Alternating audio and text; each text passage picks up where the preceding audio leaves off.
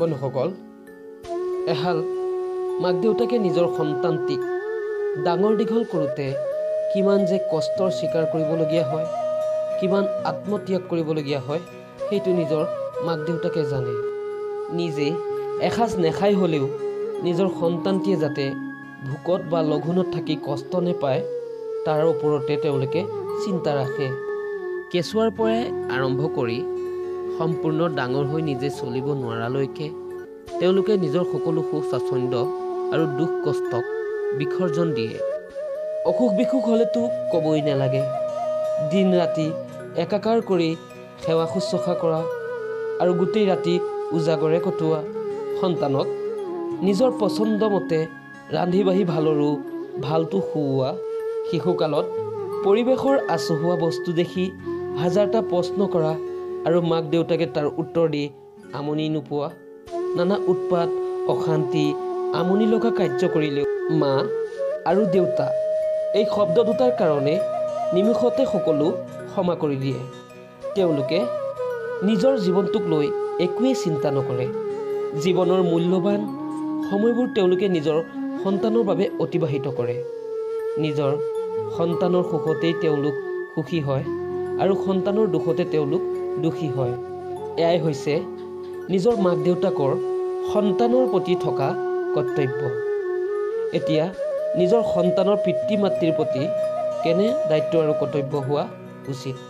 মা দেউতাই যিদৰে সৰুতে আমাক মৰম স্নেহ আৰু আদৰ কৰিছিলে আৰু আমাৰ অসুখ বিসুখ আদিত আমাক সেৱা শুশ্ৰূষা কৰিছিলে, ঠিক সেইদৰে আমিও তেওঁলোকক মৰম স্নেহ আদৰ সন্মান আৰু সেৱা শুশ্ৰূষাৰ লগতে শ্ৰদ্ধা ভক্তি ৰখাটো অত্যন্ত প্ৰয়োজন। কাৰণ সকলো মাক দেউতাকেই বৃদ্ধ কালত নিজৰ সন্তানৰ পৰা মৰম চেনেহ আদৰ সন্মান আৰু সেৱা শুশ্ৰূষা বিচাৰে, আৰু সেইখিনি যদি দিব নোৱাৰোঁ তেতিয়াহ'লে আমি কিহৰ সন্তান? যাৰ বাবে আমি এই ৰহস্যময়ী পৃথিৱীখন দেখা পালোঁ, যাৰ বাবে আজি আমি মানুহ হিচাপে গঢ় লৈ উঠিলোঁ, তাৰ বাবে যদি আমি এইখিনি কৰিব নোৱাৰোঁ তেতিয়াহ'লে আমি কেতিয়াও সন্তান বুলি নিজকে কোৱাটো উচিত নহ'ব। বিশেষকৈ বৃদ্ধকালত নিজৰ মাক দেউতাকে সন্তানৰ পৰা মৰম চেনেহ আদৰ সন্মান আৰু সেৱা শুশ্ৰূষা কৰাটো বিচাৰে।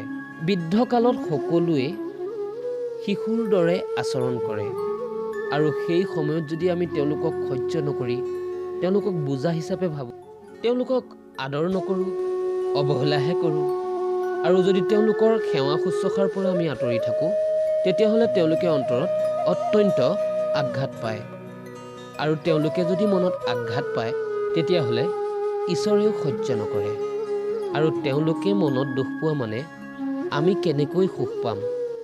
মা দেউতাৰ যি ঋণ তাক 100টা জনম ল'লেও পৰিশোধ কৰাটো টান। আমাৰ নিজৰ মা দেউতাক যদি আমি সদায় মন আনন্দিত কৰি ৰাখিবলৈ পাৰোঁ তেতিয়াহ'লে ঈশ্বৰো আনন্দিত হয়।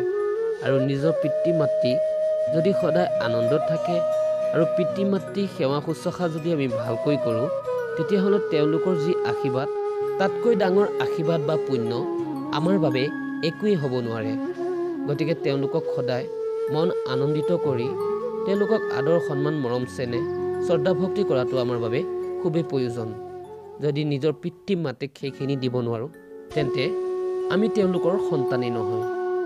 সেয়েহে বন্ধুসকল, আজিলৈ ইমানকে কৈ মই মোৰ চেনেলৰ পৰা বিদায় লৈছোঁ। আপোনালোক সকলোলৈকে মোৰ ফালৰ পৰা আন্তৰিক ধন্যবাদ।